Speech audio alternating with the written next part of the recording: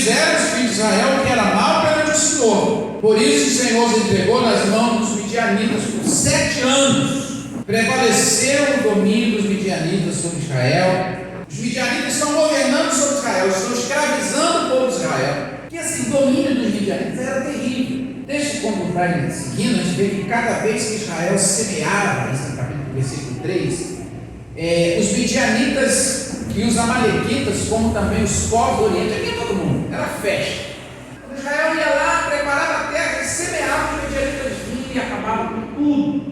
E contra eles se acampavam, destruindo produtos da terra, até os vizinhos de Gaza, e não deixavam Israel sustento algum, nem ovelha, nem boi, nem jumento, nada, era devastador. Subiam com seus gados e tendas, e vinham como gafanhotos, tanta multidão que era, que não se podia contar, nem ele, nem os seus camelos entravam na terra para destruir. Assim Israel ficou muito debilitado com a presença dos midianitas. Então os filhos de Israel clamavam assim. E no meio dessa crise, o povo ali, todo de Israel se divide em 3 grupos: os que se escondem em covas, cavam covas para entrar dentro.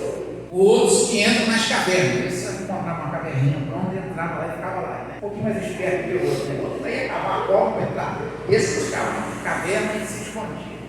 E o terceiro grupo ficava nas fortificações.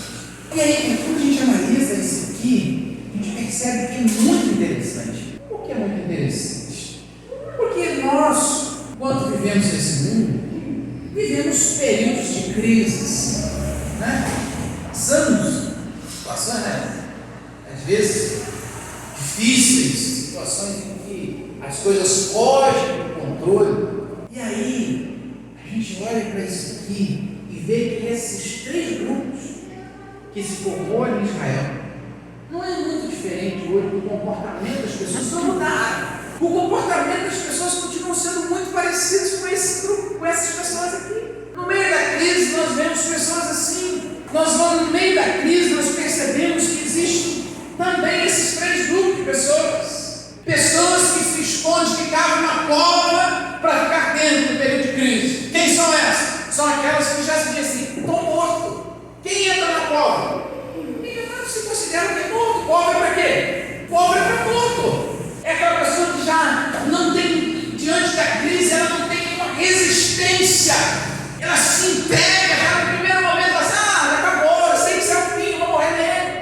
Eu não consigo lutar, eu já sei. É aquelas pessoas que olhavam para os midianitas e falavam assim: não tem jeito, eu vou morrer, então eu vou cavar a cova. Aí só joga a terra em cima e tá bom. E uma coisa, eu tenho certeza: Deus não nos fez para cavarmos a nossa própria cova. Certamente todos nós aqui um dia seremos enterrados em uma cova, mas não será nós que vamos cavá-la. Quando eu cavo a minha cova, eu já desisti de viver, eu já não tenho força para lutar, eu já aceitei que a derrota chegou. Então eu cavo a minha cova porque é mais fácil. Queridos, não podemos aceitar isso. Você está enfrentando crise, um dia você vai enfrentar uma crise, mas você tem que saber: eu posso enfrentar a crise, mas cova eu vou cavar. Eu posso morrer da crise, mas eu não cavo a minha cova. Aleluia! Glória a Deus. Eu posso morrer, a crise pode ser fatal para mim, mas eu não vou cavar a minha cova. Ela vai ter que me matar, mas a cova eu não cavo.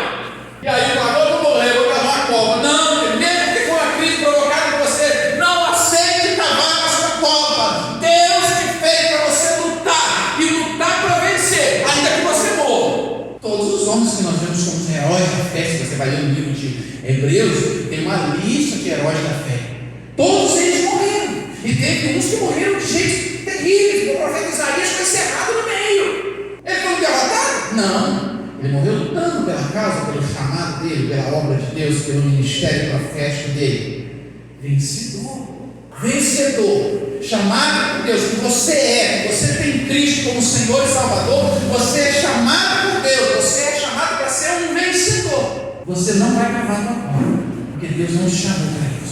Então eu vou esconder na caverna. Eu não cavo a cova, mas eu entro na caverna. Olha, você tem uma teoria que é interessante. Caverna é lugar de urso. Você pode encontrar um urso lá dentro. Caverna não foi feita para a gente ficar escondido. É aquela pessoa que assim, ele não vai cavar a cova, mas ele não, deixa eu ficar quietinho aqui, que aqui está quentinho. Não.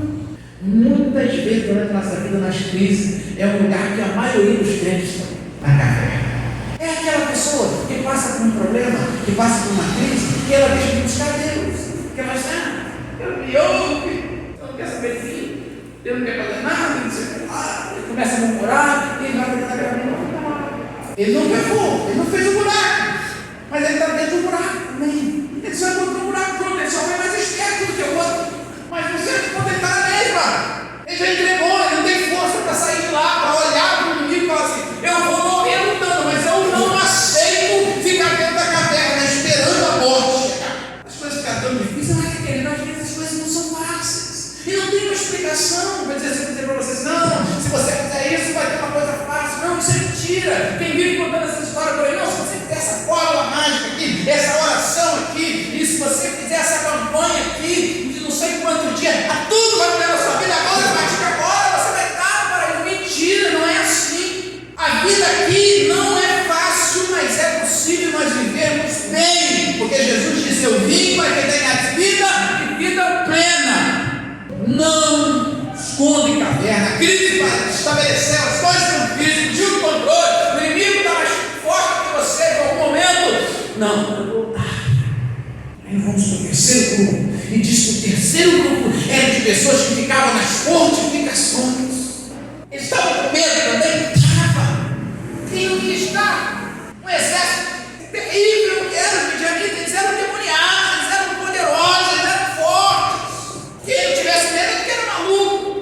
Nós sabemos que às vezes as coisas ficam muito difíceis, aí não vai temer. Claro que às vezes a gente fica com um pouco de medo, mas isso não pode nos dominar.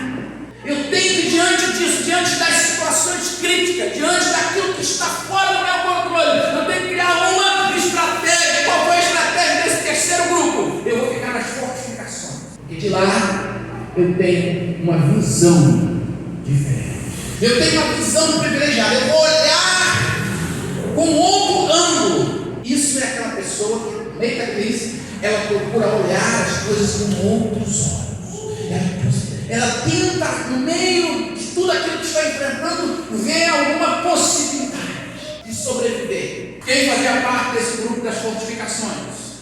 Gideão estava fazendo o quê? Malhando trigo no lagar. Ele estava criando o quê? Uma estratégia para sobreviver, porque ele não aceitava morrer na qual vou ficar na caverna.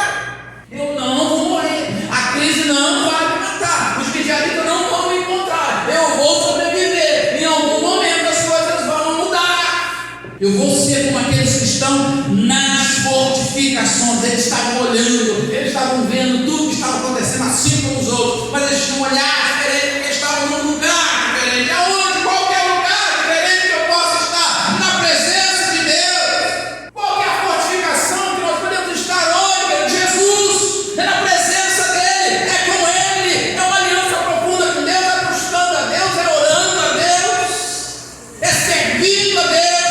Esse é o lugar da fortificação. Esse é o lugar que nós vamos ter um olhar diferente. Nós vamos olhar para o mundo de maneira diferente, olhar para essas coisas horríveis que estão acontecendo no mundo, mas com um olhar diferente, porque nós estamos do lado de Deus, próximo de Deus, com ele, uma aliança com ele, servindo a ele. Quem está na fortificação hoje, quem está na presença do Senhor hoje, quem está buscando a Deus verdadeiramente hoje, quando acabar esse tempo difícil que nós estamos passando, vai viver um tempo diferenciado, vai viver coisas novas, coisas melhores. Seja esse terceiro grupo em nome de Jesus. Você não nasceu para falar, não, está difícil, não interessa. Cova e caverna, não. Fortificação é o quê? Presença de Deus. Eu vou buscar o Senhor. Eu vou gastar o meu tempo com Deus. Eu vou buscar o Senhor de maneira mais ainda. Eu vou buscar Deus mais do que eu já busquei até hoje, porque eu preciso estar na fortificação. Quem estava na fortificação viveu o que depois da crise? Um tempo de glória, um tempo de prosperidade, um tempo de felicidade, um tempo de paz.